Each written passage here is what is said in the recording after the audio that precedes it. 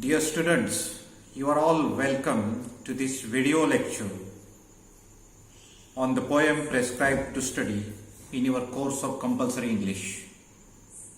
The title of the poem is The Solitary Reaper and the name of the poet is William Wordsworth, who is known as the great English romantic poet, famous as a nature poet. William Wordsworth helped in a great way to launch the Romantic Age in English literature. In the poem, the poet describes the thrilling experience he had while wandering in the mountainous region of Scotland called Highland. He saw a young girl working and singing all alone in the field. The poet did not understand the subject matter of the song because it was in Gaelic language, which was unknown to the poet. Poet, being English poet, couldn't understand the Scotch Gaelic. As it was a sad song, the poet thought that perhaps the girl was singing about some ancient tragedy or about some battles fought long ago, or perhaps it might be about domestic sorrow or loss. Whatever might be the subject matter of the song, it was spontaneous and seemed to have no end. The girl was singing very sweet but sad song. The poet could hear the music in his heart even when he moved and climbed up the hill. Now, you may have understood the running subject matter around which the poem moves ahead. Now let's see the poem line by lines. There are 4 sections in this poem, or 4 stanzas in this poem.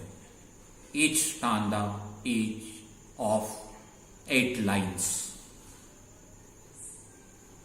I read now. You concentrate on every phrase which can give you the essence and sense of the poem. Behold her, single in the field. Behold her means look at her. Single in the field. The girl is single, all alone in the field. Yon solitary Highland lass. She is called Highland lass. The northern part of Scotland, which is mountainous, is called Highland, whereas the southern part is lowlands. The girl reaping and singing by herself. She is reaping. Reaping means cutting the crop. And singing by herself. She is singing to herself. The deep-seated emotion is being reflected in her sad song. Stop here or gently pass. The poet is requesting, or the poet is asking the passers-by to stop there to listen to the song, or pass gently from there in a way that does not disturb at all to the singing of the girl. Alone she cuts and binds the grain. Alone she cuts. She is all alone. She cuts and binds the grain. and sings a melancholy strain. The strain is melancholy. The song in tone is sad, filled with sorrow. Oh, listen, for the well profound, well, V-A-L-E, well means valley, is overflowing with the sound. The sound is echoing.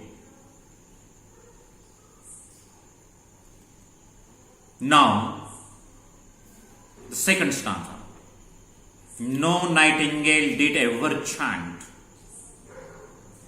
more welcome notes to weary bands of travelers in the same shady haunt. The poet here compares the song of the girl with the song of the nightingale.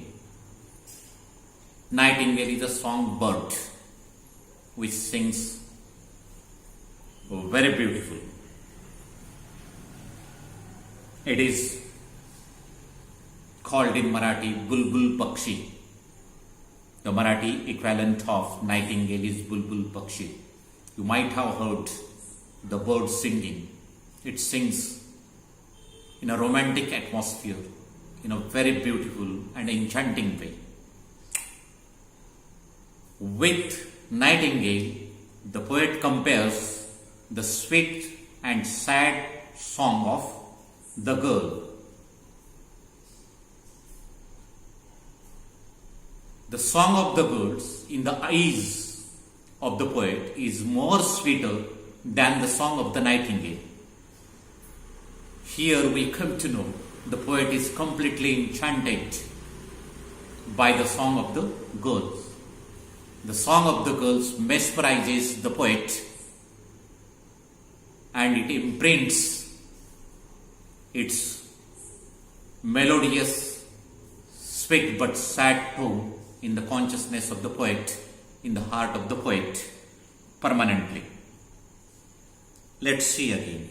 No nightingale did ever chant more welcome notes to weary bands of travelers in some shady haunt among Arabian sand. A voice so thrilling never was heard. It was the first time for the poet to hear such a melodious song. In his life, he has never heard such a melodious song. In springtime, from the cuckoo bird, breaking the silence of the seas among the farthest Hebrides. Now, again, the poet compares the song of the girl with the singing of the cuckoo bird. Cuckoo birds and nightingales are beautiful singing birds. Both birds you might be knowing about. But the song of the girl is much sweeter, much thrilling than the songs of cuckoo bird and nightingale. Here, the poet is putting the song of the girls above in everything to cuckoo bird song and nightingale song. Now third paragraph, third stanza, it means the poet here wants to know what actually is the meaning of the song. Will no one tell me what she sings? This is a question which is running in his heart,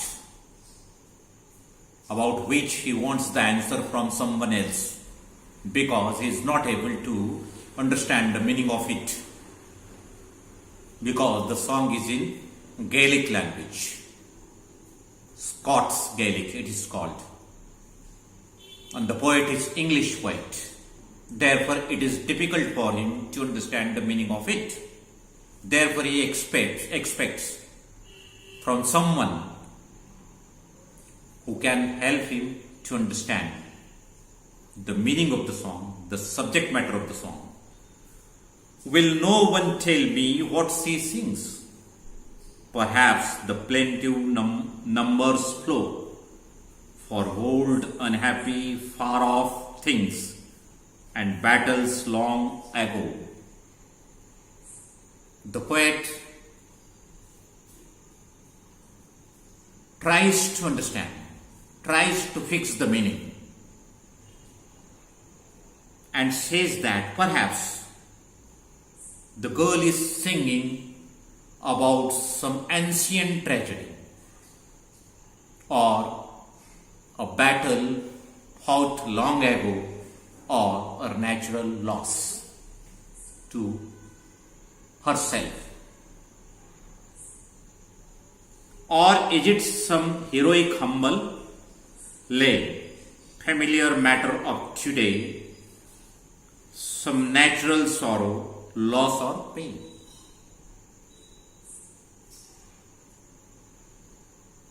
The meaning is not yet clear to him.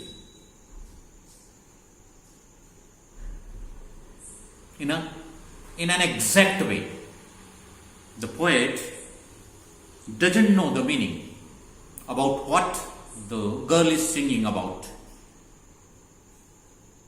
Natural tragedies means the death of near one. Ordinary matter of day to day brings sometimes loss, pain, sometimes pleasure. The poet tries his own way to understand. That has been and may be again. Now, towards last stanza. Whatever the theme, the maidens sang as if her song could have no ending. Whatever may be the theme doesn't disturb the poet's liking of the song. That's why he declares here, whatever may be the theme, the maiden sang as if her song could have no ending. I saw her singing at her work. She was engrossed in her own work. Along with that, she is singing. At a time, two things she is concentrating on. One is her work in the field, which demands great energy and labor. The second is singing of the deepest seated emotion. I saw her singing at her work and over the sickle bending. Sickle, the Marathi equivalent of it, koeta, the instrument which is used to cut the crop in the field. Students who have a village background, rural background, know the instrument, the size of it, how it is molded properly, which can be helpful to cut the crop in the field. Oh, and over the sickle bending, I listened. The poet listened, all these things. Motionless and still. The poet was speechless, motionless, still. So mesmerized, so enchanted by the song. And as I mounted up the hill, the magic in my heart I bore, long after it was heard no more. As I mounted up the hill, when the poet moved from there up to the hill or mounted up the hill. The singing of the girl was very much in his heart, like a magic. It was there in his heart, in his total consciousness. After long it was heard no more. For a long time, the song was there in his heart, giving him experience for a long time. Such a song, for the first time in his life, he heard. The background of the poem, the language of the poem, and the emotion running through the poem. All these things touch to the hearts of the readers, because the girl is singing from the core of her heart. The song is sad, but it is sweetly being sung by the girls. Therefore, the poem is all famous in English literature. And many other poems of William Wordsworth find place in Indian universities and colleges courses because of its theme, because of its language, because of its emotions handling. The poet is very famous among the Indian readers. That's why he finds a respectable place when the course is finalized for university and college going students in India. For the poet, it was an unforgettable experience. Two comparisons which might have impressed to you: the cuckoo bird song and the nightingale's song. The poet has brought these two references, these two matters beautifully to compare the song of the girl.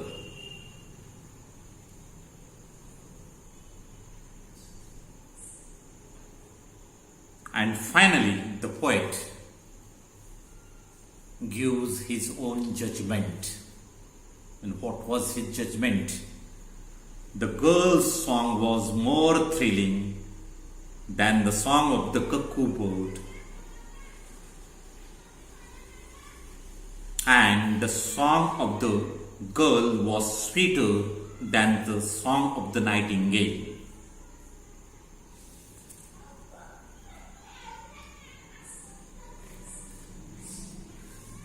So you are all instructed to go through all the lines of the poem, focusing on each and every line,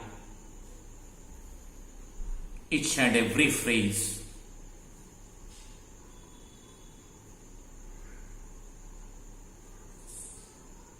In a meaningful way. You have to understand the background of the poem and the style of the poet, about which the question can be asked in the examination. Therefore, I would instruct you all to be very focusing on each and every line of the poem try to understand the running emotions through the poem. So here our poem is concluded. In course of time, the summary of it will be put before you in another video, maybe.